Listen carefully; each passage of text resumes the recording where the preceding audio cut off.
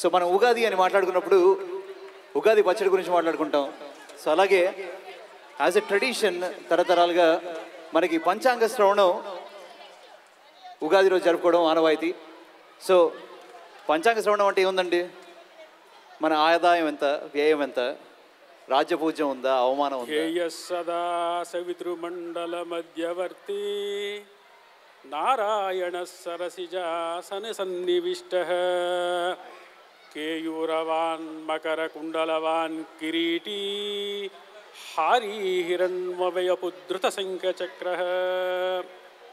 శ్రీ గణపతియే నమః, శ్రీమాత్రే నమః, శ్రీరామకృష్ణాయ నమః, శ్రీ గురుభ్యో నమః, సభాభ్యై నమః. టాంపా తెలుగు అసోసియేషన్ ఉగాది సంబరాలకు విచ్చేసిన సోదర సోదరీమణులందరికీ శ్రీ హేమలంబనామ సంవత్సర శుభాకాంక్షలు తెలుపుకుంటూ ఈ సంవత్సర పంచాంగ విశ్లేషణ క్లుప్తంగా తెలుసుకుందాం. ప్రభవాది 60 సంవత్సరాలలో 31వది స్వస్తి శ్రీ హేమలంబనామ సంవత్సరం.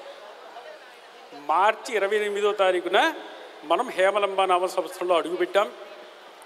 హేమలంబనామ సంవత్సరానికి అధిపతి శ్రీ సూర్యభగవానుడు.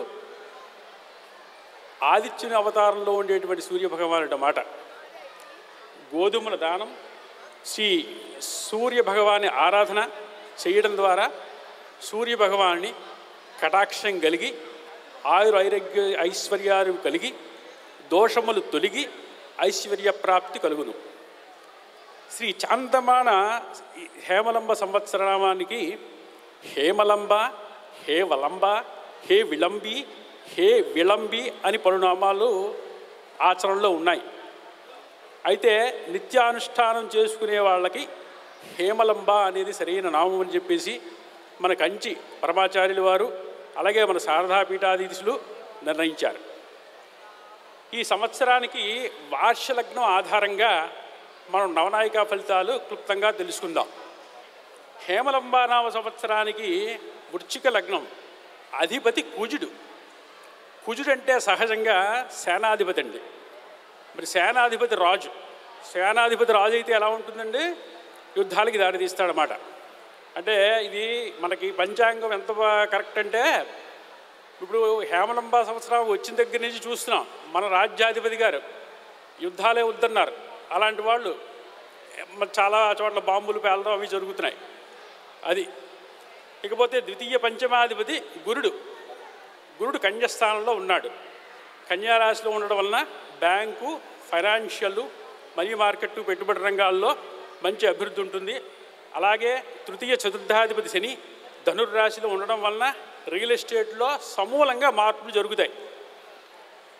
చతుర్థ కేతు స్థితి, దీనివలన ఏంటంటే కుటుంబంలో కొంచెం అలజడులు, దేశంలోకి సంబంధించి కొంచెం కుట్రలు జరిగే అవకాశం ఉన్నది.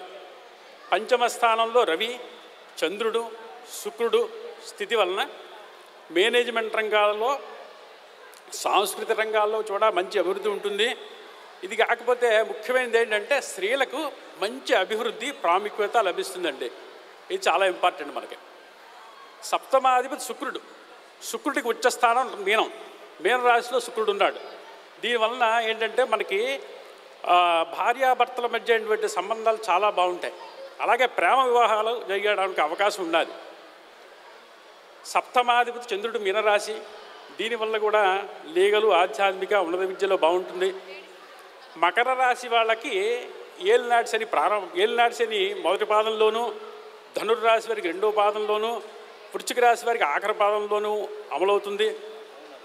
విద్యార్థులకు మంచి విశేష కృషి చేస్తారు, మెరుగైన ఫలితాలు లభిస్తారు. గృహిణులకు ఉద్యోగావకాశాలు బాగా ఉంటాయి.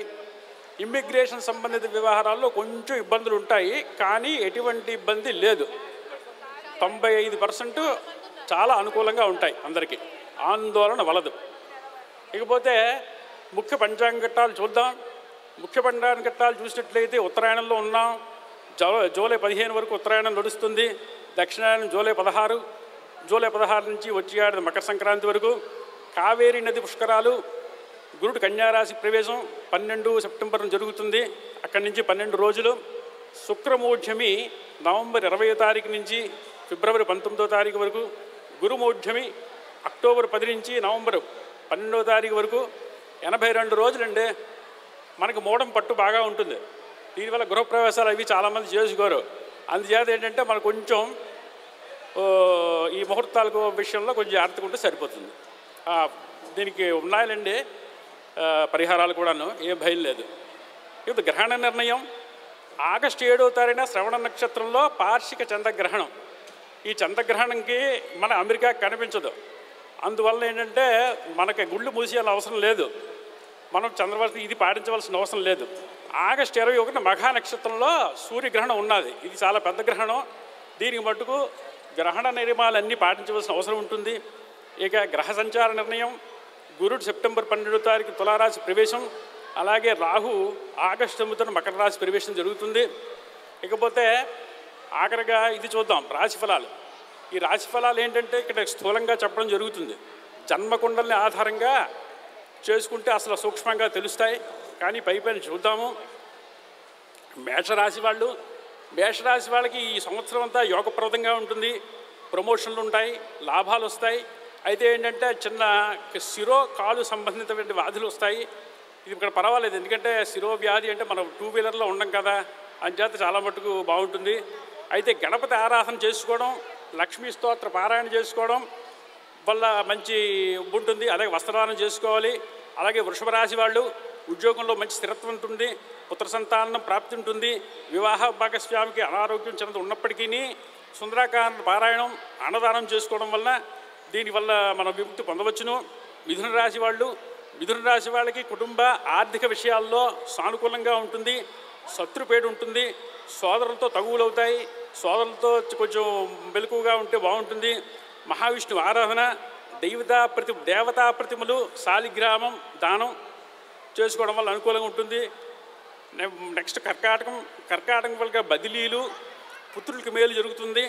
కుటుంబంలో కొంచెం చిరాకులు ఉంటాయి, శరీరానికి కొంచెం గాయాలు అవుతాయి. కొంచెం జాగ్రత్తగా ఉంటే సరిపోతుంది. దీని గణపతి ఆరాధన, పండిత సేవ, అన్నదానం చేసుకోవచ్చును. ఇక సింహరాశి వాళ్ళకి శత్రు విజయం, కొంచెం స్వార్థం పెరగడం ఉంటుంది. మెడికల్గా ధనం వెచ్చించవలసిన అవసరం కూడా ఉంటుంది. వీళ్ళకి సూర్య ఆరాధన, ఎరుపు వస్త్ర దానం చేసుకుంటే మంచి మేలు కలుగుతుంది. ఇకపోతే కన్యారాశి వాళ్ళకి ఫలితాలన్నీ గురువు మొదటి భాగం వరకు చాలా బాగుంటాయి. ఆ తర్వాత సామాన్యంగా ఉంటాయి. నూతన ఉద్యోగ అవకాశాల్లో విజయం సాధిస్తారు. ఇంకా కొంచెం అనారోగ్యం ఉంటుంది. దీనికి సుబ్రహ్మణ్య ఆరాధన, పిల్లలకు కొంచెం స్వీట్లు అవి పంచడం, అంటే తీపి పదార్థాలు కొంచెం వినియోగం చేయడం వల్ల కొంచెం మనం మేలు పొందవచ్చును. తులారాశి వాళ్ళకి ఈ సంవత్సరం అంతా యోగప్రదంగా ఉంటుంది. ధార్మికంగా ఖర్చు చేస్తారు. వివాహ భాగస్వామ్యంలో కొంచెం తగులు అయినప్పటికీ రుద్ర ఆరాధన, పండిత సేవ, అన్నదానం చేసుకుంటే సానుకూలంగా ఉంటుంది. ఇకపోతే నెక్స్ట్ వృశ్చిక రాశి వాళ్ళు పాపం చాలా కష్టపడ్డారండి 5 ఏళ్ళ నుంచి.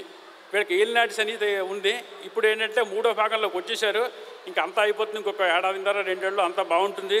వీళ్ళు కూడా కొంచెం దుర్గా విశేష ఆరాధన చేసుకోవడం, పండిత సేవ, అలాగే అన్నదానం చేసుకోవడం వల్ల మంచి మేలు దొరుకుతుంది. అలాగే ధనుర్రాశి వాళ్ళకి ఏంటంటే ఏలినాటి శని 2వ భాగం. దీనివల్ల సామాన్యంగా ఉంటాయి ఫలితాలు. కొంచెం నిద్రలేమి, ఆరోగ్యంగా ఉంటుంది. దీనివల్ల విశేష రుద్ర ఆరాధన, అన్నదానం చేసుకుంటే మంచి అనుకూలంగా ఉంటుంది. ఇక మకర రాశి వాళ్ళకి కొంచెం ఏలినాటి శని ప్రారంభమైందండి ఈ జనవరి నుంచి. అంచేత ఏంటంటే వీళ్ళకి కొంచెం స్థానచలనం కలగడం, అలాగే వినోదాలకు అధిక ఖర్చు ఉంటుంది. దుర్గా విశేష మరియు పండిత ఆరాధన, పండిత వస్త్రదానం చేసుకుంటే బాగుంటుంది. కుంభరాశి వాళ్ళకి ఈ చాలా అనుకూలప్రదం. ఈ సంవత్సరం అంతాను మంచి కార్యసిద్ధి జరుగుతుంది. ఆరోగ్యం కొంచెం జాగ్రత్తగా వహించవలసి ఉంటుంది. ఇబ్బంది ఏమీ లేదు. దైవ కళ్యాణాలు, ముత్తైదు సేవ, అన్నదానం చేసుకోవచ్చును. మీనరాశి వాళ్ళకి ఏంటంటే శుభకార్యాలు, విద్యా యోగం, గుర్తింపు ఉంటుంది. అలాగే మానసిక వేదన, ధార్మిక ఖర్చు కొంచెం అవుతాయి. అయితే మీనరాశి వాళ్ళకి 10వ స్థానం అత్తగారి స్థానం అన్నమాట. అంటే భార్యకైనా భర్తకైనాను అత్తగారి వల్ల ఖర్చు అవుతుంది. నాది మీనరాశి, నాకు అయ్యింది ఆల్రెడీను. ఇకపోతే ఇంకా దుర్గా విశేష ఆరాధన, కొంచెం మినిమల్ దానం చేయడం, ఇది కూడా చేస్తే మంచి మేలు దొరుకుతుంది. ఇకపోతే ఇంకా ఇప్పటితో కొంచెం ముగిద్దాం. మరి ఈ పంచాంగం వివరంగా మన టాఫ్ వాళ్ళ మ్యాగజైన్ మన మ్యాగజైన్లో రాశారు, 4 పేజీలు. అందులో పండుగలు అన్నీ ఉన్నాయి. దాని ప్రకారం మనం పండుగలు జరుపుకోవడం బాగుంటుంది. ఇకపోతే ఇంకే ఈ పంచాంగం గురించి ఏమైనా ఇతర విశేషాలు, సందేహాలు కావాలి ఉన్నాయా, నా ఈమెయిల్కి చేస్తే సమాధానం ఇస్తాను. ఈ అవకాశం కల్పించిన మన టాఫ్ కార్యవర్గానికి, ముఖ్యంగా మాలిని గారికి కృతజ్ఞతలు తెలుపుకుంటూ ఇక ముగిద్దాం. సోమయాజులు గారు చాలా బాగా చెప్పారండి, పంచాంగ శ్రవణ గురించి బాగా చెప్పారండి. అందరూ ఒకసారి కరటాల ధనంతో ఈయనకి చప్పట్లు కొట్టాల్సి ప్రార్థిస్తున్నాం. ఈయన ఉపాసకులు, దైవ ఉపాసకులు ఈయన సోమయాజులు గారికి కృతజ్ఞత. రండి.